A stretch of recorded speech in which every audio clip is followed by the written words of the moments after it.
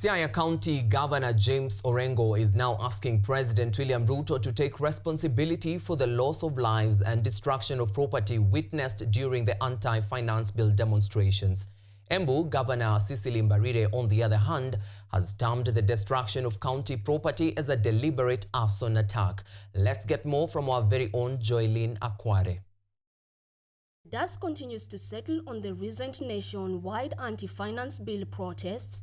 Siaya County Governor James Orengo now says that the president cannot evade responsibility for the lives lost, as he was the architect of the continuous bill that sparked massive protests by thousands of Gen Z youth in the streets. Orengo, while speaking at a funeral in Siaya County, criticized the president's decision to withdraw the bill, labeling it as a mockery to Kenyans.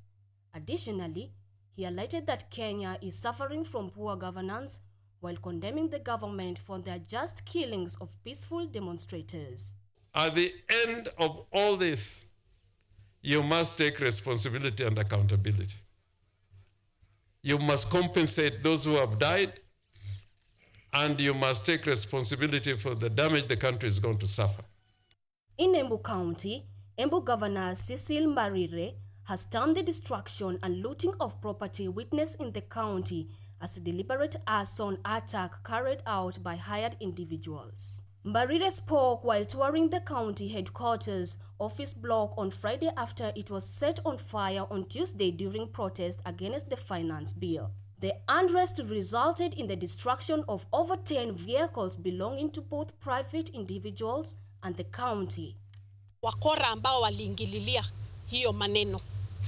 Na from the preliminary investigations inaonekana ni kitu ilikuwa imepangwa zaidi, na kuna wale walikuwa wameamua lazima ofisi ichomwe, na hata kama wangetukuta huko tungechomwa sisi wote huko ndani. In Kisii County, a group of key legislators have advised President William Ruto to uphold the constitution while addressing protests from the younger generation. They have urged for the withdrawal of military personnel from the streets, arguing that the protesters were unarmed and did not warrant such a heavy-handed response. So our young men are asking you very simple things, Your Excellency. You don't have to worry so much. Number one, remove the military from the streets of Nairobi. Those kids have no guns. They have nothing. They have their phones. So you also look for your kids who can have their phones. They challenge those ones.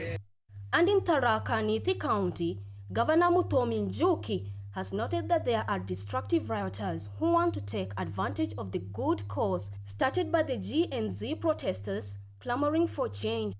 They now turn to theft and vandalism, and that there was need to embrace the young people at the decision-making table. Who are those youths? Who are those Generation Z? Of course not. And I'm saying those people who are doing that, shame on you, that you can sit at home, wait for young people to agitate for your right not to pay taxes, and then you take advantage to go and loot other Kenyans using that privilege.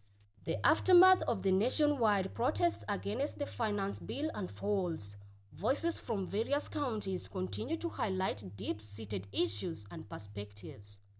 Becky Mercy, KUTV.